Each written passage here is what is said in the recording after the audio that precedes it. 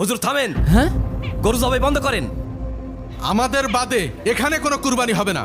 হুজুর, গত 5 বছর আমি ফরিদ ভাইয়ের সাথে কোরবানি দিই, কোনোদিন কোনো সমস্যা হলো না। আজিদ গতকাল হঠাৎ করে আমাকে ফোন দিয়ে ডেকে এনে আমার টাকাটা ফেরত দিয়ে দিল। কি বিষয় ফরিদ ভাই? আপনি 7 ভাগে কুরবানি দিচ্ছেন ভালো কথা, কিন্তু ইনাদের 3 জনকে বঞ্চিত করলেন কেন?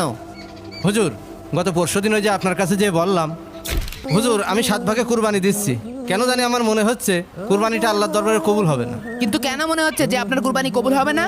আমার সঙ্গে কুরবানি দিচ্ছে 3 জন, একজন সুদখোর, একজন ঘুষখোর, একজন নেশাখোর। এদের সঙ্গে কুরবানি দিলে কি আমার কুরবানি কবুল হবে? আপনি যদি এই 3 জনের সাথে কুরবানি দেন, আল্লাহর দরবারে আপনার কুরবানি কবুল হবে না। ও আচ্ছা, আপনি তাহলে এই 3 জনের কথাই বলছিলেন। হুজুর, আমি তো ব্যবসা করি, আমি কঠোর পরিশ্রম করি।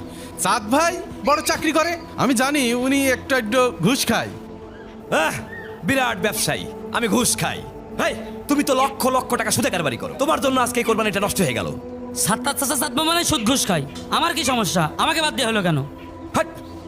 সাতার কাকা চাঁদ মামা সুদ ঘুষ খায়। ভাই, তুই তো একটা কালো বাজারি, তুই কয় বাজে লেগেছিস? তুই মাদক ব্যবসা সহ কোনটা করিসনি? ফরিদ ভাই তো সঠিক একটা কাজ করেছে, কারণ ফরিদ ভাইয়ের সৎ পথে উপার্জন করা টাকা দিয়ে সে কুরবানি দিচ্ছে।